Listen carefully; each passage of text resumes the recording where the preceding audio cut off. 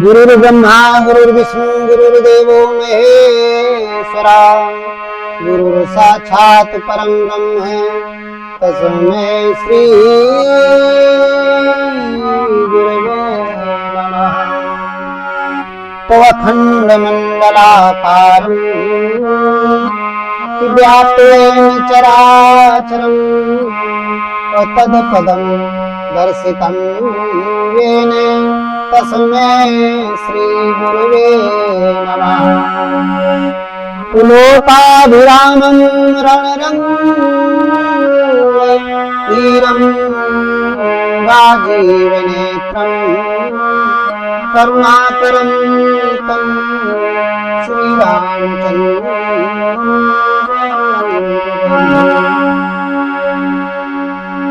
ओम बोलिए सद्गुरुदेव भगवान की जय। आज का बड़ा अच्छा प्रसंग है, रामचरितमानस का है। आज हम प्रसंग लेके आए हैं मेरे प्रिय श्रोता बंधुओं, प्रत्यक्ष और अप्रत्यक्ष रूप में सुनने वाले सभी श्रोता बंधुओं को साधुवाद। बहुत बहुत प्रसंग आज का है कि मामा मारीच ने रावण को कौन सा गूढ़ ज्ञान दिया। मामा मारीच ने रावण को कौन सा गूढ़ ज्ञान दिया, इस बात को जानना है आप सभी को। मैं आप लोगों को बताऊंगा। आप लोग अपनी चित्त वृत्ति को, मन की दृष्टि को हमारे सत्संग की तरफ मोड़ दीजिए, आपका कल्याण होगा। सुनिएगा। देखिए, इस प्रसंग को हम थोड़ा सा पीछे से लेंगे। ये उस समय का प्रसंग है जब शूर्पणखा की नाक कान कट गई थी दंडकावन में, और वो रोती बिलखती अपने मौसेरे भाइयों खरदूषण त्रिशरा के पास गई। उनको बताया वो सेना सजा के आए, 14 छोड़ी सेना, भगवान राम ने उनका वध किया। इसके बाद फिर वो लंका पहुंची। ये रावण उसका भाई था। दरबार में गई और उसको वो डांटा फटकारा कि तू यहाँ पर ऐसे आराम कर रहा है, तुझे चिंता नहीं कि तेरे वंश का विनाश करने वाला इस धरती पर पैदा हो गया है। तो बोला ऐसा कौन व्यक्ति है? अरे बोले तुझे पता नहीं, वो दशरथ पुत्र राम है, अपने को बताता है। और वो दंडकावन में अपनी पत्नी और भाई के साथ आया, राक्षसों को विहीन कर रहा है। दंडकावन में एक एक राक्षसों को ढूंढ ढूंढ के मार रहा है। बढ़ा चढ़ा के बोल गई और बोले कि तू देख नहीं रहा? रावण बोला ये बाद में बताना, ये पहले बता तेरी नाक से खून कैसे, ये नाक कैसे कट गई तेरी, कहीं गिर गई क्या? तो वो शूर्पणखा कहती है कि नहीं, मैं गिरी ही नहीं हूं कहीं, उन्हीं धूर्त राजकुमारों ने हमारी नाक कान काटी है। बोले क्यों, ऐसे कैसे काट देंगे? अरे बोले भैया मैं आपको बता रही हूँ, मैं विचरण कर रही थी, सभी राक्षस वन में विचरण करते हैं। दंडकावन तो वैसे भी पंचवटी क्षेत्र भैया खरदूषण का साम्राज्य है वहां पे। तो मैं वहां जा रही थी कि भैया से मिल लूं खरदूषण से। तो वहां जा ही रही थी, तब तक मुझे एक कुटिया दिखाई पड़ी। मैंने कुटिया में देखा कि 2 राजकुमार थे और उनके साथ में एक बहुत सुंदर स्त्री थी। इतनी सुंदर भैया स्त्री थी वो कि आपकी जितनी मंदोदरी भाभी और भी जो भाभियां हैं, आपकी रानियां हैं, वो उसके आगे कुछ नहीं, पैर के धोवन नहीं। वो इतनी सुंदर है, लगता है त्रिलोकी, कोई त्रिलोक सुंदरी है। तो मैंने सोचा कि ये जंगल में क्या कर रही इन तपस्वियों के साथ, क्योंकि तपस्वी भेष में है दोनों। वो भी तपस्विनी थी, लेकिन भैया बहुत सुंदर है। मैंने उनसे कहा कि ये अपनी स्त्री मुझे दे दो, मेरे साथ भेज दो, यहाँ रहने के काबिल नहीं है, मैं इसको लंका ले जाऊंगी, अपने भैया रावण के साथ इसकी शादी कराऊंगी, यहाँ रहने के योग्य नहीं है। तो वो तपस्वी नाराज हुए। बड़ा वाला तो कम नाराज हुआ, छोटा वाला बहुत नाराज हुआ। उसने तलवार निकाली और मेरे नाक कान काट दिए। भैया तो बोले अच्छा तेरे साथ ऐसा सलूट किया? तो बोले कि हाँ। तो बोले वहीं पर खरदूषण है, खरदूषण मुइसम बलवंता, इन्हीं को मार सके भगवंता। मेरे समान बलशाली है, मेरे मौसी के लड़के, उनको बताया नहीं तूने? यहाँ चली आई इतनी दूर। तो बोले मैंने बताया उनको। मैंने जब उनको बताया तो सेना सजा के आए। भैया क्या बताएं, एक ही बार से पूरी सेना को मार दिया। खरदूषण का भी वध कर दिया। बोले हाँ, खरदूषण का वध कर दिया। रावण बहुत आश्चर्यचकित हो गया। बोला वो तो मेरे समान बल में, मेरे समान है बलशाली। बड़ा सहमत हुआ, थोड़ी देर के लिए चुप हो गया। फिर बोला अच्छा कहाँ रहते हैं? उसने पूरा पता बताया। बोला जा तू महलों में। वैद्यों को बुलाया, सुसेन वैद्य को बुला करके बोला इसकी पट्टी उट्टी करिए, दवा ववा लगाओ, नाक तो इसकी कटी गई है, अब नाक काटने वालों को मैं देखूंगा। और इसके बाद सभा का विसर्जन किया, अपने महल में आया, बड़ा ही चिंतित था। मंदोदरी ने पूछा नाथ आप इतने ज्यादा चिंतित क्यों हो? आपके मस्तिष्क में चिंता की लकीरें दिख रही। उसने बोला ऐसी कोई बात नहीं। मंदोदरी ने बहुत पूछा लेकिन उसने कुछ बताया नहीं। मंदोदरी बोले राजकाज का होगा काम, कोई कुछ नहीं, लेट गया।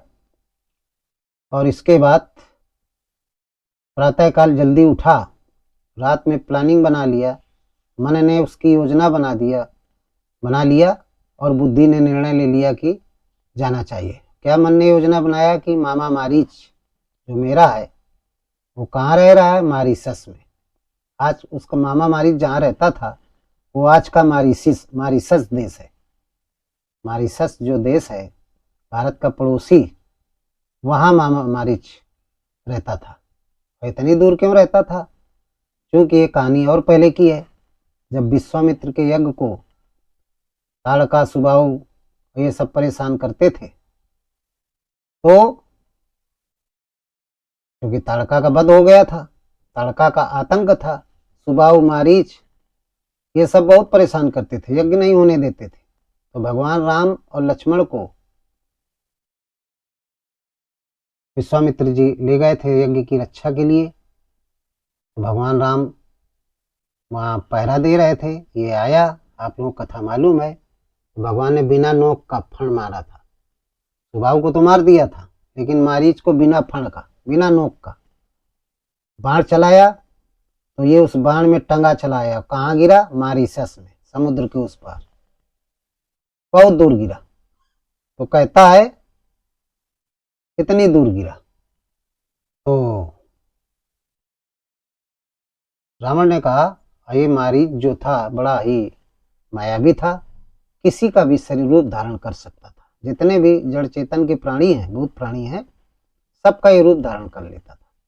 इसके पास वो माया थी, वो विद्या थी। रावण ने प्लान बनाया कि नहीं, मुझे मारीच के पास जाना चाहिए और उससे कहूंगा कि सोने का मृग बन जा। जब जाएगा तो स्त्री है, स्त्री का स्वभाव होता है सोना वोना देख करके लालायित हो जाती है। तो जब लालायित होगी अपने पतियों कहेगी कि इसको लाओ, तो कुटिया हो जाएगी सोनी, फिर मैं इसको हरण कर लूंगा, ले आऊंगा लंका, मैं बदला लूंगा, स्त्री का बदला स्त्री से ही लूंगा। ये विचार करके गया मामा मारीच के पास। और जब मारीच के पास पहुंचा सहायता के लिए, कौन सी सहायता के लिए?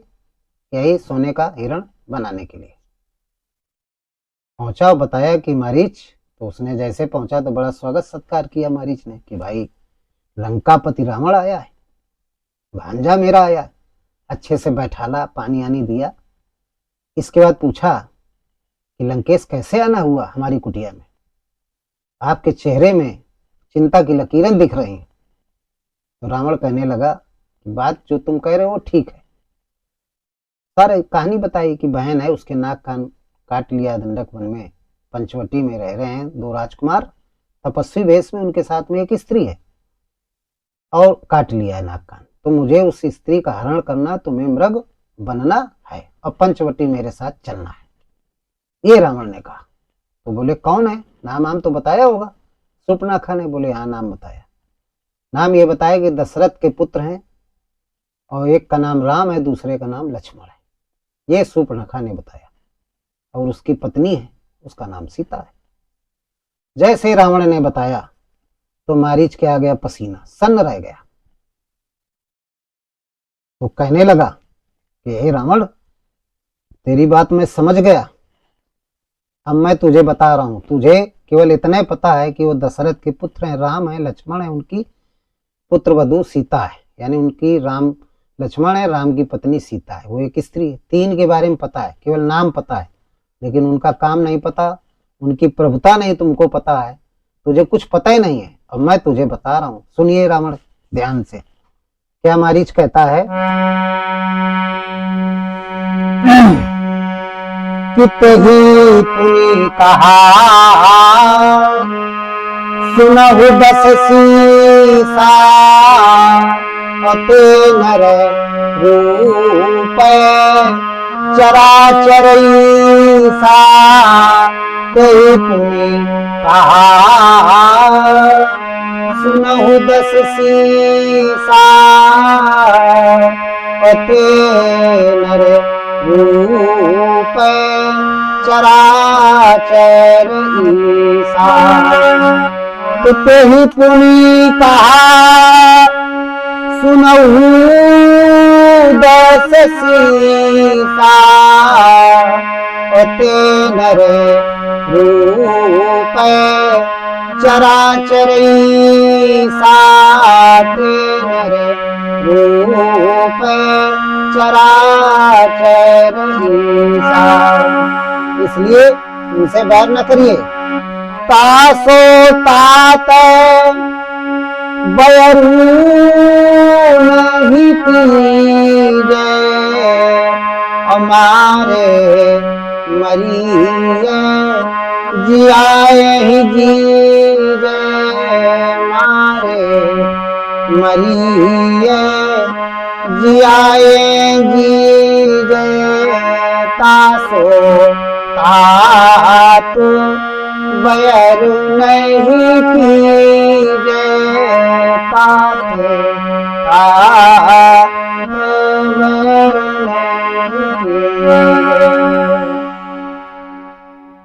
ते पुनि कहा सुनो दस सीसा ते नर रूप चराचर ईसा। मारीच ने कहा ये दस सीस सुनिए, वो दिखने में तो नर लग रहे हैं, नर रूप में, लेकिन नर नहीं है वो चराचर ईस हैं। चर और अचर के परमात्मा है, चर और अचर को चलाने वाले, जड़ चेतन का नियंत्रण करने वाले, सबके स्वामी है वो नर रूप में ना उनको समझिए कि कोई तपस्वी है। इसलिए मेरी बात मान जा, तासो तात बैर नहीं की जाए। इसलिए हे तात, हे रावण, उनसे बैर न करिए, उनसे कोई लड़ाई मत करिए, कोई दुश्मनी मत लीजिए मोल। अमोरे मारे मरिए जियाए जी जाए। वो मारने वाले भी हैं और जिलाने वाले भी हैं, अर्थात वो ब्रह्म है। वो ब्रह्म, उनके शरीर के अंदर निश्चित रूप से ब्रह्म की उत्पत्ति हो गई है, जागृति हो गई है। रावण बोला रे तू क्या बकता है, बिना कुछ जाने मान लेता है ऐसे ही। इस पूरे रामचरितमानस में दो लोगों ने ये बात बताई रावण को, जो रावण के ही पक्ष के थे। राम के पक्ष वाले तो हनुमान जी ने भी बताया, अंगद जी ने भी बताया, लेकिन रावण के जो पक्ष के थे वो दो लोगों ने विशेष बात बताई राम के बारे में, लक्ष्मण के बारे में। मेघनाथ ने बताया था जब युद्ध चल रहा था तब युद्ध छोड़ करके आया था और उसने कहा पिता श्री मैं तुझे समझाने आया हूं।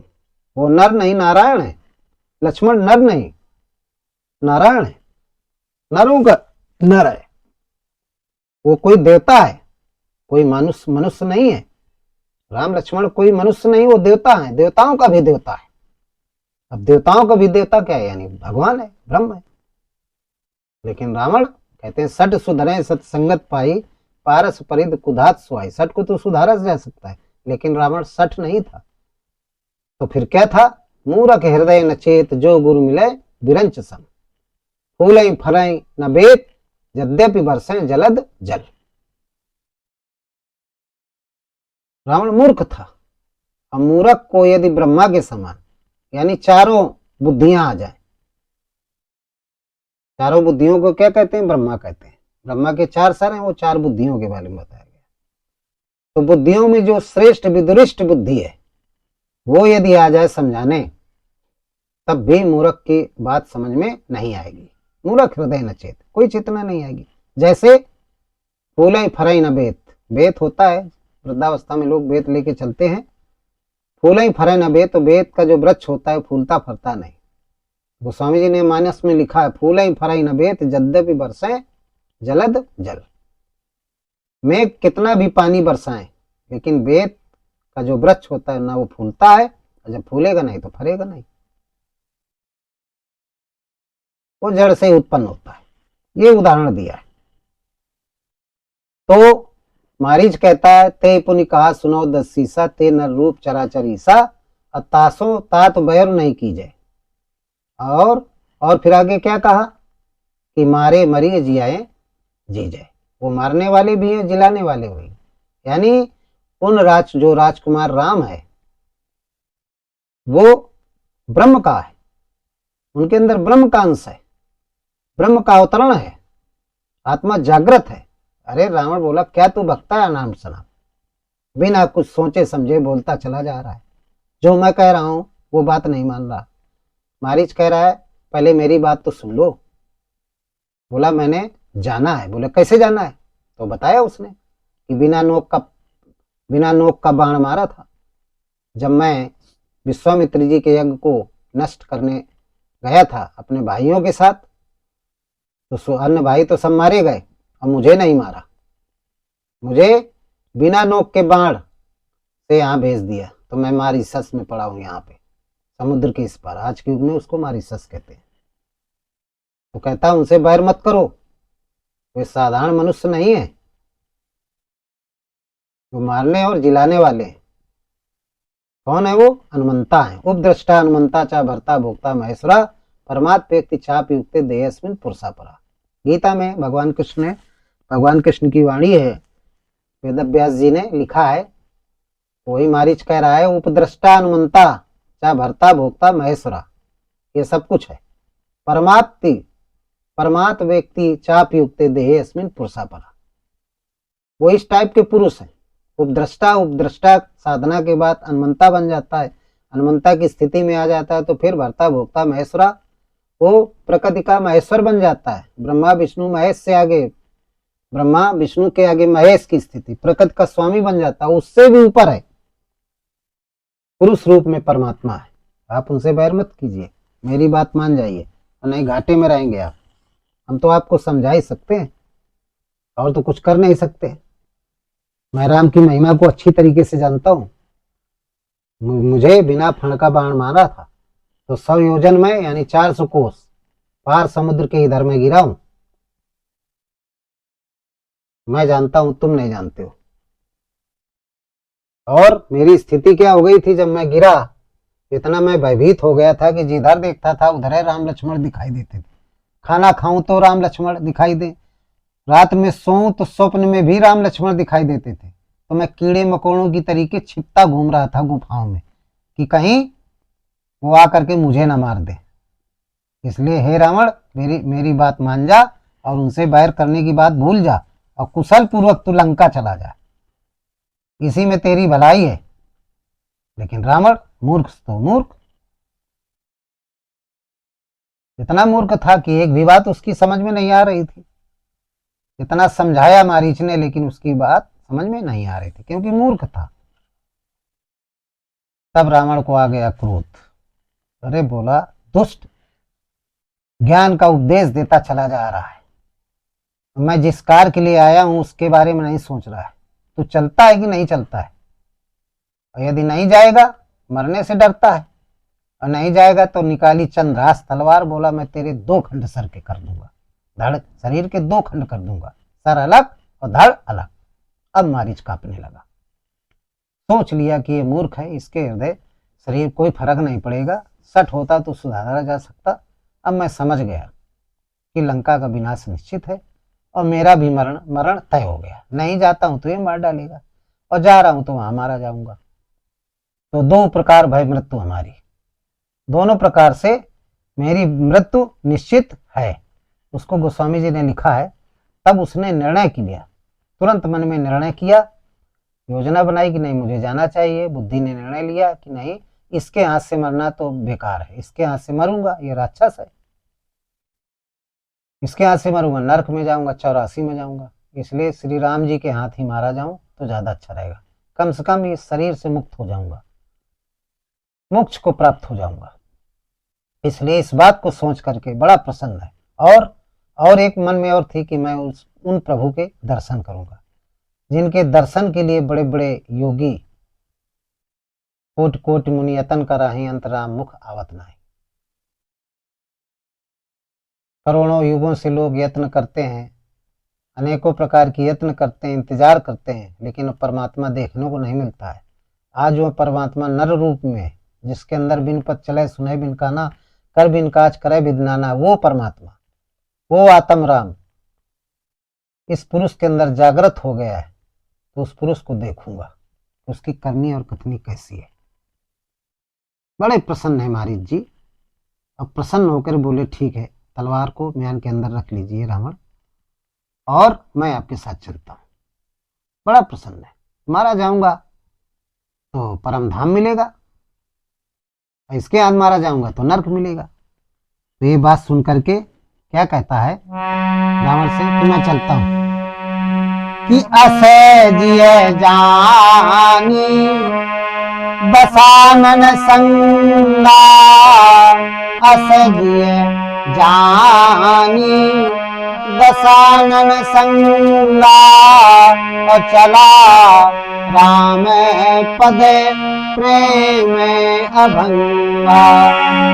यस जिय जानी दसानन संगा, और चला राम पद प्रेम अभंगा, चला राम पद प्रेम अभंगा। और मन में क्या इच्छा है कि मनियत हरसे जनावन ते ही, आवाज देखी हम परम स्नेही। मन अति हरसे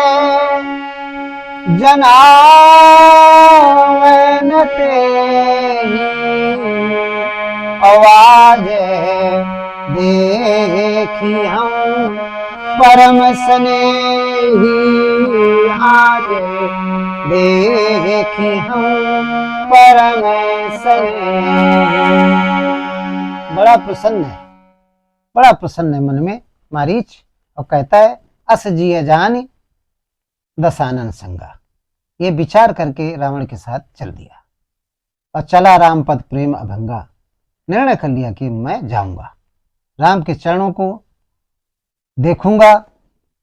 मन यति हरस जनाव नते ही, इतनी प्रसन्नता थी कि इस प्रसन्नता को थोड़ा दबाया कि कहीं रावण को आभास न हो जाए कि महाराज बहुत प्रसन्न है, तो अनर्थ हो जाएगा। तो प्रसन्नता को अंदर दबाया, लेकिन बहुत प्रसन्न था। और क्या मन में सोच रहा है, आज देखियो परम स्नेही, परम स्नेही को देखूंगा। अब मारीच ने परम स्नेही क्यों कहा? क्योंकि ब्रह्म है, परमात्मा सबका स्नेही है, सभी का स्नेही है, उसके सभी स्नेही है। भगवान ने कहा भी है, क्यों स्नेही की परिभाषा दी है कि सब मम प्रिय सब मम उपजाए, और सबसे अधिक मनुज मोहि भाए, सबसे अधिक मनुज मोहि भाए।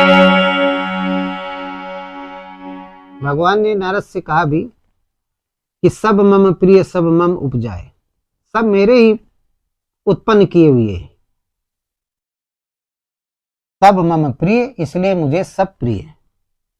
जितने भी भूत प्राणी हैं संसार में, 84 लाख योनियों में, सब मेरे द्वारा ही उत्पन्न किए हुए हैं। मेरी ही शक्ति है, उसी योग माया के द्वारा सभी की उत्पत्ति हुई है, इसलिए मुझे सब प्रिय है। लेकिन सबसे अधिक मनुज मोहि भाए, लेकिन 84 लाख में जो मनुष्य योनि है, ये मुझे सबसे ज्यादा प्रिय है, ये भगवान ने कहा है। इसलिए उनको परम स्नेही मारीच कह रहा है कि वो बड़े परम स्नेही है। और इस प्रकार निर्णय करके मारीच चल देता है। तो पहुंच गया, मृग बना, इसके बाद मारा गया, रावण सीता का हरण किया, ये सब कथा है। तो आज का जो प्रसंग था, यही रावण को उसने बहुत गूढ़ समझाया कि ये ब्रह्म है, ये साधारण नहीं है। इनके अंदर वो बिन पद चले सुने बिन काना कर बिन काज करे विदनाना, वो ब्रह्म है। इन्होंने त्रिसरा का वध किया, खरदूषण का वध किया, सुबाहु का वध किया और शिव के धनुष को इन्होंने खंडन किया अजगव का। ये साधारण नहीं है। क्या इनको आप मनुष्य समझते हैं? ये मनुष्य नहीं है, नर रूप में नारायण है, नर रूप में नारायण है। इसलिए इनसे बैर न कीजिए, अभी कुशल पूर्वक लौट जाओ। सूर्पनखा की जरूर कोई ना कोई गलती रही होगी। जब इतनी सुंदर स्त्री है उनके पास तो इसके नाक कान क्यों काटा होगा? इसने जरूर, ये छिपा रही है आपसे। उससे जाके पूछो सत्यता के बारे में, और उसके कहने पे ये काम मत करिए। एक यदि ये वृत्ति मन में हो तो उससे जाके पूछिए। और यदि स्त्री का मोह हो कि नहीं, उसने बताया कि बहुत सुंदर स्त्री उनके साथ में, तो महाराज आप त्रिलोक के राजा हैं, त्रिलोक पर विजय प्राप्त किया है। आपके महल में एक से एक सुंदर रानियां हैं, और भी रानियां देख लीजिए, लेकिन सीता को मत टच कीजिए, क्योंकि सीता के बारे में आप नहीं जानते सीता कौन है। इसलिए मेरी सीख है, बहुत समझाया, यही गूढ़ रहस्य है मारीच का जो रावण को बताया, ब्रह्म के बारे में बताया, लेकिन बात समझ में नहीं आई। मूर्ख हृदय न चेत, जो गुर मिले विरंच सम, फूलें फरे न भेद, जद्देव बरसें जलद जल। सट को सुधारा जा सकता है, मूर्ख को नहीं सुधारा जा सकता। तो इन्हीं शब्दों के साथ आज का प्रसंग समाप्त करते हैं। बोलिए सदगुरुदेव भगवान की जय। हृदय में स्थित परमात्मा राम की जय। सर्वे भवन्तु सुखिना, सर्वे सन्तु निरामया, सर्वे भद्राणि पश्यन्तु, मा कश्चित् दुःखभाग् भवेत्। ओम राम राम